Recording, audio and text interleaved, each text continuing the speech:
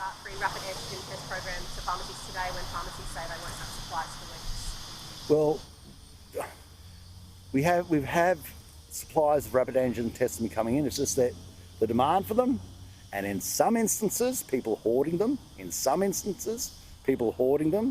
Has meant that they've been flying off the shelves.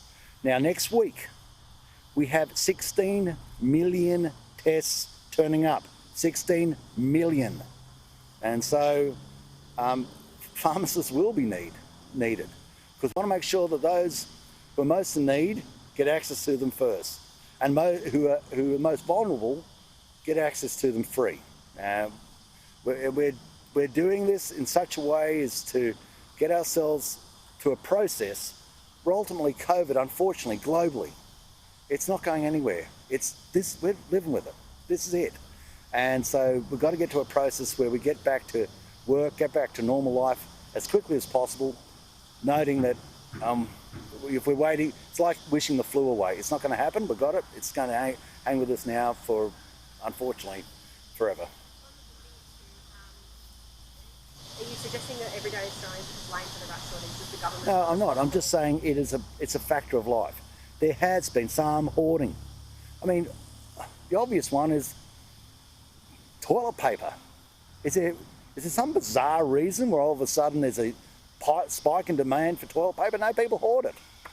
You know, I don't know whether maybe they go out there and grow two bottoms. I don't know, but ultimately they hoard it. And if they didn't hoard it, we wouldn't be running out of toilet paper. And there have been some instances of hoarding of rat tests.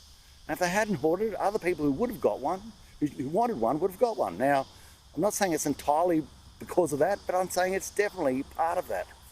Why has it been left to pharmacies to secure the supplies for the rollout and the government hasn't given them rats to provide to pensioners? Well, ultimately, we have to make sure that the market, as I said, COVID's going to be with us forever. And with private enterprise is a better way of dealing with these issues. I mean, ultimately, we have to source these things from overseas. The government can't become business for our nation. It's got to play its part, but ultimately, the process has to work without government. And we're helping it now, but in the future, you know, it's got to go back to the process that has always worked with other drugs, with other requirements that people have. And it's also a case of the government can't pick up the tab for everything. We've got to pick up the tab that's critical, because when people think that they get something from the government for free, it's not. It just goes on the credit card, which is the government's debt, which then you have to pay back. So, you know, we've got to make sure, I mean, and people say, oh, well, that's they don't like that message. My job as a politician is to be straight with you. I'm saying that we pay for the vulnerable, we look after the vulnerable, but for myself, for Sam, for James, for Brooke, for Nell, Taylor, they don't get it for free. No, you don't get it for free. You pay for it. You pay for it. A person who's doing it tough at, I don't know, Hexham, we look after them. Some people on concession are being told they'll get $10 plus GST reimbursement, quoted $33 for a pack of rat tests. How is that going to cover the cost? Well, it's certainly going to, look, I'm not going to go into the particulars of the cost. I'd have to take that question on notice, but what I could say is it still sounds like most things, if there's a small gap, it's vastly better than the full cost. Is that it?